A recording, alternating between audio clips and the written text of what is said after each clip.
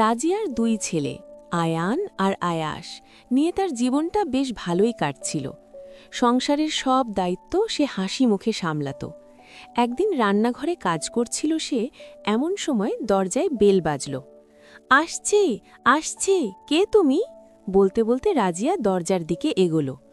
দরজা খুলে সে দেখল তার ভাই দাঁড়িয়ে আছে। রাজিয়ার মুখে মুহূর্তেই হাসি ফুটে উঠল। আসো আসো ভাই, কেমন আছো তুমি? ভাই হেসে বলল, ভালো আছি আমি, তুমি কেমন আছো? রাজিয়া শান্ত গলায় জবাব দিল, এই তো ভালো আছি, সব তোমাদের দোয়ায়। তাদের কথা শুনে রাজিয়ার স্বামী আর ছেলেরা বাইরে চলে আসে। কেমন আছেন ভাইজান? ভালো আছি, আপনি কেমন আছেন? ভালোই আছি। রাজিয়া, এখানে দাঁড়িয়ে আছো কেন? চা কফি নিয়ে আসো। বলতেই সে রান্নাঘরের দিকে ছুটল। ওরে মা, গেট খোলার জন্য যে চায়ের কথাই ভুলে গেছি। রান্নাঘরে ঢুকে দেখে চা পুড়ে গেছে। তারপর নতুন করে আবার চা বসালো।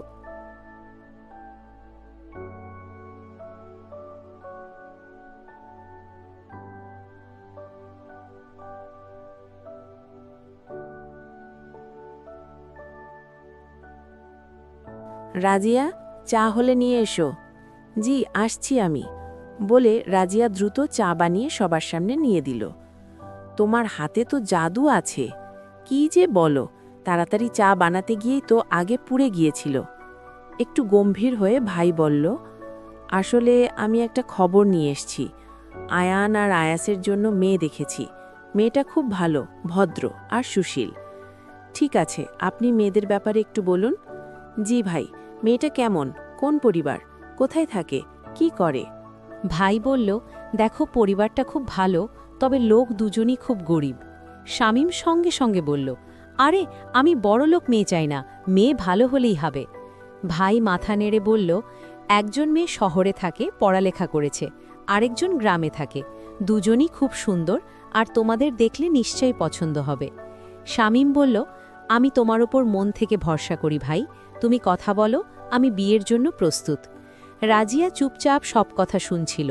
ছেলেদের ভবিষ্যতের কথা ভেবে তার চোখে এক ধরনের আশার আলো জ্বলে উঠল, আবার অজানা চিন্তাও মনটা ছুঁয়ে গেল।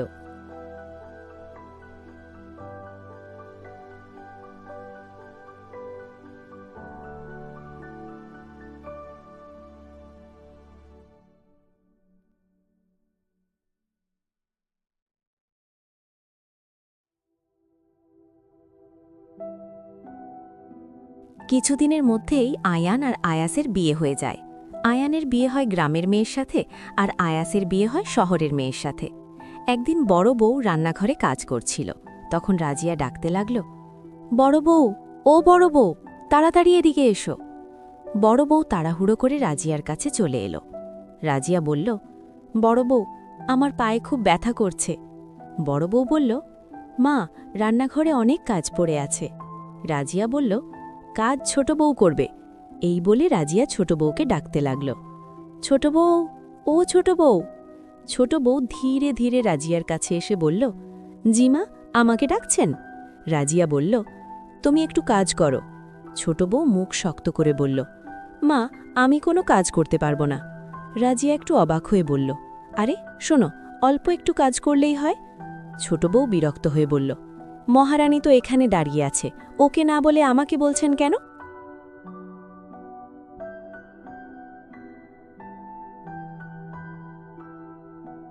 একদিন বাড়িতে একটা চিঠি আসে। রাজিয়া চিঠিটা হাতে নিয়ে বড় বউকে বলল, যাও, ছোট বউকে ডেকে আনো, একটা চিঠি এসেছে।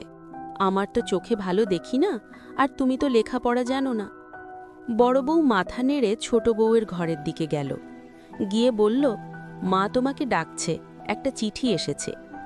এই কথা শুনেই ছোট বউয়ের মুখটা শক্ত হয়ে গেল। সে বিরক্ত গলায় বড় বউকে অনেক কথা শোনাতে লাগল। সব কাজ, সব ঝামেলা আমার ঘাড়েই কেন? আমি কি এখানে কাজের মেয়ে? চিঠি পড়া, কাজ করা সব আমার দায়। বড় বউ চুপ করে রইল, কোনো কথা না